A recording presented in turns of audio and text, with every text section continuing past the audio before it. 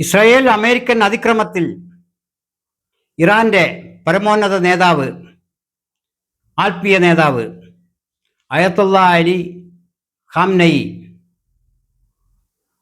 രക്തസാക്ഷിയായിട്ടുണ്ടെങ്കിൽ, യഥാർത്ഥത്തിലായിട്ടുണ്ടെങ്കിൽ അദ്ദേഹത്തോട് പറയട്ടെ, വദാൻ യാ ഷഹീദ്. അങ്ങനെ പറഞ്ഞുകൊണ്ട് നമുക്കിത് തുടങ്ങാം. അങ്ങനെ ആ അതിക്രമത്തിന് ആരംഭം കുറിച്ചു എന്ന് പറയാം. ഇസ്രയേലും അമേരിക്കയും ഇറാനിൽ നടത്തിയ അതിക്രമം യുദ്ധം എന്ന പേരിൽ വിവക്ഷിക്കാനാവില്ല. കാരണം യുദ്ധങ്ങൾ സാധാരണ യോദ്ധാക്കൾ പരസ്പരം ഏറ്റുമുട്ടുകയോ പട്ടാളക്കാർ പരസ്പരം ഏറ്റുമുട്ടുകയോ ആണ് പതിവ്. യുദ്ധങ്ങൾക്കും ഒരു ധർമ്മമുണ്ട്, ഒരു നീതി ശാസ്ത്രമുണ്ട് എന്ന് പറയുന്നത് നമ്മളല്ല. പുരാണ ഇതിഹാസങ്ങളിലും വേദങ്ങളിലും വിശുദ്ധ ഖുർആനിലും യുദ്ധമുണ്ട്, പക്ഷേ അതിനൊരു ധർമ്മമുണ്ട്. ഇറാനിൽ ഇസ്രായേലും അമേരിക്കയും കൂട്ടായി നടത്തിയ അതിക്രമത്തെ യുദ്ധമെന്ന് പറയാനാവാത്തതിന് കാരണം അവിടെ അവർ അവിടുത്തെ പട്ടാളക്കാരുമായി ഏറ്റുമുട്ടുകയല്ല ഉണ്ടായത്. അവിടുത്തെ കുഞ്ഞുങ്ങൾ, സ്കൂളിൽ പോയിരിക്കുന്ന കുഞ്ഞുങ്ങൾ, ആശുപത്രിയിൽ കിടക്കുന്ന രോഗികൾ, മറ്റ് വയോവൃദ്ധന്മാർ ഇവരെല്ലാം ഉറങ്ങിക്കിടക്കുന്ന സമയത്ത് അവരുടെ തലക്കുമേലെ അണുബോംബ് വർഷിക്കുന്നത് എങ്ങനെ യുദ്ധമാകും? വാച്യാർത്ഥത്തിൽ തന്നെ അത് യുദ്ധമല്ല, ധാർമ്മികാർത്ഥത്തിൽ അത് തികച്ചും അധർമ്മവുമാണ്. സ്കൂൾ കുട്ടികളെ ആണ് വധിച്ചിട്ടുള്ളത്. ഇറാനിൽ സ്ത്രീകൾക്കും മറ്റുള്ളവർക്കും മനുഷ്യാവകാശങ്ങൾ ലഭിക്കുന്നില്ല എന്ന് പറഞ്ഞ് സ്വന്തം സ്പോൺസർഷിപ്പിൽ, ചിലവിൽ ആ രാജ്യത്ത്, ആ പരമാധികാര രാജ്യത്ത് അതിക്രമങ്ങൾ അഴിച്ചുവിട്ടിട്ട് അവിടുത്തെ സ്ത്രീകളെയും കുട്ടികളെയും മറ്റും രക്ഷിക്കാനാണെന്ന് ലോകത്തോട് വിളിച്ചു പറഞ്ഞിട്ട് അവിടെ അവർ ആദ്യം തന്നെ അവിടുത്തെ കുട്ടികളെ രക്ഷിച്ചിട്ടുള്ളത് അവരുടെ തലക്ക് മുകളിൽ ബോംബ് വർഷിച്ചുകൊണ്ടാണ്, അവരുടെ സ്കൂളിന് മുകളിൽ നാശം വിതച്ചുകൊണ്ടാണ്, അവരുടെ ആത്മീയ നേതാവിനെ വധിച്ചുകൊണ്ടാണ്. ഇത് എവിടുത്തെ ന്യായമാണ്? ഇറാനിലെ ആത്മീയ നേതാവ് അയത്തുള്ള അലി ഖാംനയി ലോകത്തെ ഏത് രാജ്യത്തോടാണ് ഇതുപോലുള്ള അക്രമം കാണിച്ചിട്ടുള്ളത്? ഏതെങ്കിലും കാലത്ത് ഏതെങ്കിലും രാഷ്ട്രത്തോട് ഇതുപോലെ അതിക്രമം കാണിച്ചിട്ടുണ്ടോ? ഇറാഖും ഇറാനും തമ്മിൽ യുദ്ധം നടത്തിയത് പോലും ഇറാഖ് അങ്ങോട്ട് അതിക്രമിച്ചു കയറുകയായിരുന്നു. ലോകത്തിലുള്ള മുഴുവൻ രാഷ്ട്രങ്ങളും ഒറ്റക്കെട്ടായി പിന്നിൽ അണിനിരന്ന്, അറബ് രാജ്യങ്ങളും അണിനിരന്ന് ഇറാൻ എന്ന ഒറ്റ രാജ്യത്തോട് യുദ്ധം അങ്ങോട്ട് ചെയ്യുകയായിരുന്നു എന്ന് കാണാം. പക്ഷേ ലോകം എഫ്സ്റ്റീൻ്റെ ഫയലുകളിൽ വന്ന ഈ പേരുകാരോടൊപ്പമാണ്. കാരണം അവരുടെ ഒക്കെ പേരുകൾ ഒളിഞ്ഞും തെളിഞ്ഞും അവിടെയും ഇവിടെയുമൊക്കെയായി എഫ്സ്റ്റീൻ ഫയലുകളിലുണ്ട്. എഫ്സ്റ്റീൻ ഫയലിൽ അല്ലെങ്കിൽ സമാനമായ മറ്റെത്രയോ ഫയലുകളിൽ രേഖപ്പെടുത്തപ്പെട്ടിട്ടുള്ളതാണ് ലോകത്തിലെ മിക്ക നേതാക്കളുടെയും രാഷ്ട്രത്തലവന്മാരുടെയും അക്രമകാരികളുടെയും പേരുകൾ എന്ന് കാണാം. അതിനെ ഒളിച്ചു വെക്കാനോ മറച്ചു വെക്കാനോ അതിൽ നിന്ന് ദിശ തിരിക്കാനോ ശ്രദ്ധ വ്യതിചലിപ്പിക്കാനോ വേണ്ടി യുദ്ധം ചെയ്യുന്ന സമ്പ്രദായങ്ങളും നമുക്ക് അപരിചിതമല്ല. ഇസ്രായേലിന്റെ പ്രേരണയാൽ അമേരിക്ക ഇറാന് നേരെ ഇറങ്ങിപ്പുറപ്പെട്ടിട്ടുള്ളത് ഇതാദ്യമല്ല. പലതവണ അവിടുത്തെ പ്രബല പട്ടാള മേധാവികളെ അവർ വധിച്ചിട്ടുണ്ട്. രാജ്യത്ത് പലതരത്തിലുള്ള കുഴപ്പങ്ങൾ സൃഷ്ടിക്കാൻ ശ്രമിച്ചിട്ടുണ്ട്.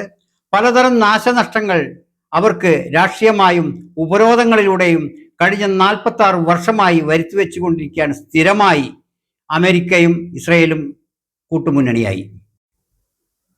ഇത്രയൊക്കെ ഇറാനോട് പ്രതിഷേധം തോന്നാനുള്ള ഏക കാരണം അവിടെ അമേരിക്കൻ പാവ സർക്കാരായ ഷായുടെ ഭരണം അട്ടിമറിച്ച് ഒരു ഇസ്ലാമിക് റിപ്പബ്ലിക് സ്ഥാപിക്കപ്പെട്ടു എന്നുള്ളതാണ് അവരോടുള്ള ഏക വൈരാഗ്യം. അതിൻ്റെ ഒറ്റ കാരണത്താലാണ് കഴിഞ്ഞ 46 വർഷമായി മേഖലയിലെ മറ്റ് അറബ് രാഷ്ട്രങ്ങൾ ഉൾപ്പെടെ, യൂറോപ്പ് ഉൾപ്പെടെ അമേരിക്കയും ഇസ്രയേലും ഒറ്റക്കെട്ടായി ഈ രാഷ്ട്രത്തെ എതിർത്തുകൊണ്ടിരിക്കുന്നത്. ഈ രാഷ്ട്രമാകട്ടെ മറ്റെല്ലാ ഭൂപ്രദേശങ്ങളിൽ നിന്നും ഒറ്റപ്പെട്ട് അവരുടേതായ ഒരു ലോകത്ത് മറ്റേതൊരു രാഷ്ട്രമായിരുന്നെങ്കിലും, ഏതൊരു ഭരണാധികാരിയായിരുന്നെങ്കിലും ആ രാഷ്ട്രം ഇന്ന് നിലവിലുണ്ടായിരിക്കുകയില്ല. 46 കൊല്ലത്തെ കടുത്ത ഉപരോധങ്ങൾ അതിജീവിച്ചുകൊണ്ട് ആ രാജ്യം ഇന്നും പിടിച്ചു നിൽക്കുന്നു എന്നുള്ളത് തന്നെ അത്ഭുതമാണ്, മിറാക്കിളാണ്. ഇസ്രയേൽ ഗാസയിലും വെസ്റ്റ് ബാങ്കിലും മറ്റും അതിക്രമങ്ങൾ അഴിച്ചുവിട്ടപ്പോൾ മേഖലയിലെ അറബ് രാഷ്ട്രങ്ങൾ അതിനെതിരെ ചെറുവിരൽ അനക്കാതിരുന്നത്, നമ്മുടെ രാജ്യത്ത് ബാബറി മസ്ജിദിനെതിരായ അവകാശവാദങ്ങൾ ഉന്നയിക്കപ്പെട്ടപ്പോൾ ഏതായാലും അത് പോയാൽ ബാക്കി പള്ളികളെങ്കിലും രക്ഷപ്പെടുമല്ലോ എന്ന രീതിയിൽ ഒരു പരിധിവരെ വിട്ടുകൊടുക്കൽ മനസ്ഥിതി പരോക്ഷമായിട്ടെങ്കിലും മുസ്ലിം സമൂഹത്തിൽ ഉണ്ടായതുപോലെയാണ് അറബ് രാഷ്ട്രങ്ങൾ ഗാസയോ വെസ്റ്റ് ബാങ്കോ മറ്റ് സമീപ പ്രദേശങ്ങളോ ഇസ്രായേൽ വേണമെങ്കിൽ കൈയടക്കിക്കൊള്ളട്ടെ, നമുക്ക് കുഴപ്പമൊന്നുമില്ലല്ലോ എന്നായിരുന്നു അവരുടെ വിശ്വാസവും ധാരണയും. അതിൽ അടിയുറച്ചാണ് അവരുടെ മിഡിൽ ഈസ്റ്റ് നയങ്ങൾ രൂപപ്പെട്ടിട്ടുള്ളതും. പക്ഷേ നിർഭാഗ്യവശാൽ അറബ് രാഷ്ട്രങ്ങളുടെ ഈജിപ്ത് മുതൽ ഇറാഖ് വരെയുള്ള, നൈൽ നദി മുതൽ യൂഫ്രട്ടീസ് നദി വരെയുള്ള രാഷ്ട്രങ്ങളുടെ കഷ്ടകാലം തുടങ്ങാനിരിക്കുന്നതേ ഉള്ളൂ എന്നാണ് ഇസ്രായേലിലെ അമേരിക്കൻ അംബാസഡർ സൂചിപ്പിച്ചിട്ടുള്ളത്. നൈൽ നദി മുതൽ യൂഫ്രട്ടീസ് നദി വരെയുള്ള ഭൂപ്രദേശം ഇസ്രായേലിന് അവകാശപ്പെട്ടതാണെന്നാണ് അമേരിക്കയുടെ ഇസ്രായേൽ അംബാസഡർ പരസ്യമായി പ്രഖ്യാപിച്ചിട്ടുള്ളത്. ഇത് അറബ് മേഖലയിലെ അറബ് രാഷ്ട്രങ്ങളെയും മറ്റു രാജ്യങ്ങളെയും വിഷമിപ്പിക്കുന്ന ഒരു വാർത്തയായിരിക്കും എന്ന് കരുതുന്നു. പക്ഷേ അവർ നിസ്സഹായരാണ്. കാരണം ശത്രുവിന് അവരുടെ മേഖലയിലെ തന്നെ മറ്റാളുകളെ, സഹോദരങ്ങളെ അതിക്രമിച്ച് ഇല്ലാതാക്കാൻ ശത്രുവിന് സ്വന്തം ഭൂമിയിൽ ഇടം കൊടുത്തവരാണവർ. അതിൻ്റെ ഭവിഷ്യത്ത് അവർ അനുഭവിച്ചുകൊണ്ടുമിരിക്കുന്നു. ഒരു രാജ്യം അനധികൃതമായി ഒരു രാജ്യത്തേക്ക് മറ്റൊരു രാജ്യത്തിന്റെ പട്ടാളം പ്രവേശിച്ച് ആ രാജ്യത്ത് അതിക്രമങ്ങൾ അഴിച്ചുവിടുമ്പോൾ ആ രാജ്യത്തിന് പ്രതിഷേധിക്കാനോ പ്രതികരിക്കാനോ തീർച്ചയായും അവകാശമുണ്ട്.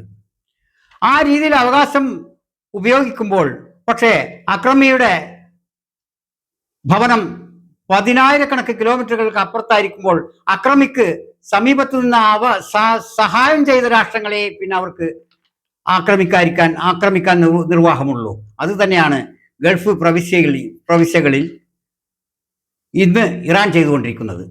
വലിയ വിഷമത്തോടെയാണ് ഈ വിഷയം നാം മനസ്സിലാക്കേണ്ടത്. കാരണം നമ്മുടെ ഓരോരുത്തരുടെയും ഓരോ ഭവനത്തിൽ നിന്നും ഒരു വ്യക്തിയോ ഒന്നിലധികം വ്യക്തികളോ ഈ മേഖലകളിൽ ഒരു രാജ്യത്ത് അല്ലെങ്കിൽ മറ്റൊരു രാജ്യത്തായി ഉണ്ട്. നമ്മുടെ സംസ്ഥാനത്തിൻ്റെയും നമ്മുടെ രാജ്യത്തിൻ്റെയും വലിയ തോതിൽ നമ്മുടെ വിഷമങ്ങളെ മറികടക്കാൻ നമുക്ക് സഹായകമായത് ആ രാജ്യങ്ങളിൽ നമുക്ക് കിട്ടിയ ജോലിയും അവസരങ്ങളുമാണ് എന്ന് കാണാം. ആ രാജ്യങ്ങളാണ് ബോംബിട്ട് തകർക്കൽ നടന്നുകൊണ്ടിരിക്കുന്നത്. ഇസ്രായേലിന്റെ ഗൂഢപദ്ധതികളിൽ ഇതും ഉൾപ്പെടുന്നു എന്ന് കാണാം. കാരണം ഇറാനെ അടിച്ചാൽ ഇറാൻ തിരിച്ചടിക്കുക 10,000 കിലോമീറ്റർ അപ്പുറത്തുള്ള അമേരിക്കയെ ഒരിക്കലും സാധ്യമല്ല. ആ നിലക്ക് അവർ തിരിച്ചടിക്കുക അമേരിക്കക്ക് ബേസുള്ള അറബ് രാഷ്ട്രങ്ങളെ ആയിരിക്കും എന്നുള്ളത് കൃത്യമായി പ്ലാൻ ചെയ്ത് തന്നെയാണ് ഇസ്രായേലും അമേരിക്കയും ചെയ്തിട്ടുള്ളത്. കാരണം അവർക്കൊരു പോറൽ മേൽക്കില്ല. അറബ് രാജ്യങ്ങൾ ആ പേരിൽ ഒരു വെടിക്ക് പല പക്ഷികൾ എന്നുള്ളതാണ് അവരുടെ തത്വം. അതാണിപ്പോൾ നടന്നുകൊണ്ടിരിക്കുന്നത്. ഹോളോകോസ്റ്റിന് ശേഷം ലോകമെമ്പാടും ചിതറിപ്പോയ യഹൂദർ ആ ഹോളോകോസ്റ്റിന്റെ സഹതാപ തരംഗത്തിന്റെ പശ്ചാത്തലത്തിൽ ഒരുപാട് കാര്യങ്ങൾ സാധിച്ചെടുത്തു. അതിൻ്റെ ആത്യന്തികമായ ഒരു ഫലം തന്നെയാണ് അറബ് രാഷ്ട്രത്തിൽ പലസ്തീനിൽ കൊണ്ടുപോയി അവർക്കൊരു രാഷ്ട്രം സ്ഥാപിച്ചു കൊടുക്കാനും ബ്രിട്ടന് പ്രേരണയായത്. എന്നാൽ ഇന്ന് അതോടനുബന്ധിച്ച് ഈ കഴിഞ്ഞ ഏതാനും വർഷം വരെയും അവർ ഈ സഹതാപ തരംഗത്തിൽ യൂറോപ്പിലും അമേരിക്കയിലും പിടിച്ചു നിന്നു. പക്ഷേ അവിടുത്തെ പുതിയ തലമുറ, യൂറോപ്പിലെയും അമേരിക്കയിലെയും ബ്രിട്ടനിലെയും പുതിയ തലമുറക്ക് പക്ഷേ കാര്യങ്ങൾ ഏറെക്കുറെ മനസ്സിലായ മട്ടാണ്. കാരണം അവർ ഇന്ന് ഈ കൊളോണിയൽ, ഈ ക്യാപിറ്റലിസ്റ്റ് ആസൂത്രണങ്ങൾക്ക് അധികം ശ്രദ്ധ കൊടുക്കുന്നവരല്ല. മുൻ തലമുറ ഒരു പക്ഷേ ഇപ്പോഴും അവരോടൊപ്പം ഉണ്ടായിരിക്കാമെങ്കിലും പുതിയ തലമുറക്ക് ഉണർവ് വന്നിട്ടുണ്ട്.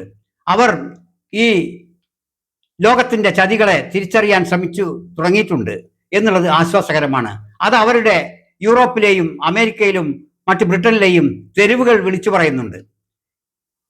ഗാസ പ്രശ്നത്തിൽ ലോകമെമ്പാടും, പ്രത്യേകിച്ച് യൂറോപ്പ്, എത്ര അനുകൂലമായ രീതിയിലാണ് അതിനെതിരെ പ്രതികരിച്ചത് എന്ന് കാണുമ്പോഴാണ് പുതിയ തലമുറക്ക് ബോധം വെച്ചു തുടങ്ങി എന്നുള്ളത് ക്യാപിറ്റലിസ്റ്റ് മൂരാച്ചികൾക്ക് ഉറക്കം കെടുത്തുന്ന സംഭവമായി തീരുന്നത്. ലോകം സമ്പൂർണമായ ഒരു കമ്മ്യൂണിസ്റ്റ് വ്യവസ്ഥിതിയിലേക്ക് തിരിച്ചു പോകുമെന്ന വ്യാമോഹമൊന്നും ആർക്കും വേണ്ട. പക്ഷേ ഒരു ഡെമോക്രാറ്റിക് സോഷ്യലിസ്റ്റ് സംവിധാനം തീർച്ചയായും ഇപ്പോഴത്തെ ഈ ചീഞ്ഞു നാറിയ, ജീർണിച്ച് ദുർഗന്ധം വമിപ്പിക്കുന്ന ഈ ക്യാപിറ്റലിസ്റ്റ് വ്യവസ്ഥിതിക്ക് ബദലായി വന്നുകൂടായികയില്ല. അതിൻ്റെ സൂചനകൾ മാത്രമാണ് നമുക്ക് ചൈനയിൽ നിന്നും റഷ്യയിൽ നിന്നും കേൾക്കാനും കാണാനുമാവുന്നത് എന്ന് കരുതാം. ഇറാൻ ഒരുപക്ഷെ ഭൂമുഖത്ത് നിന്ന് തന്നെ അപ്രത്യക്ഷമായേക്കാം.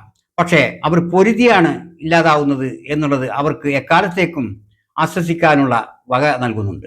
ഇറാനിലെ സുപ്രീം ലീഡർ അയത്തുള്ള അലി ഖാംനെയി അഥവാ രക്തസാക്ഷിയായിട്ടുണ്ടെങ്കിൽ അദ്ദേഹത്തിന് വദാ അൻയാ ഷഹീദ് എന്ന് പറയാം.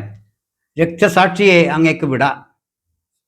അതല്ലാതെ നമുക്ക് ഇതിനോട് മറ്റൊരു പ്രതികരണവും നടത്താനില്ല കൂടുതലായി.